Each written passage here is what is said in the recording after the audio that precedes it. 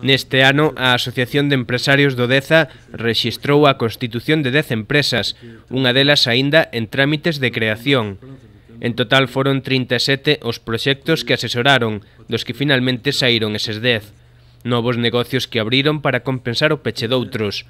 Con todo, segundo o seu presidente, pese a crise, a caída non foi moi dramática. Durante todo o ano houve, non sei, igual 40 baixas e tal, pero compensáronse un pouco cas altas.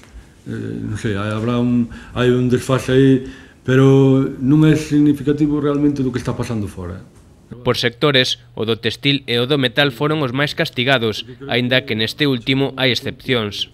Hai empresas que realmente están pasando mal, e en cambio hai outras que están con unha carga de traballo.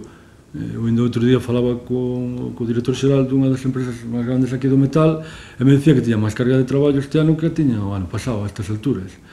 Entonces, por eso que generalizar, creo que non deberíamos generalizar.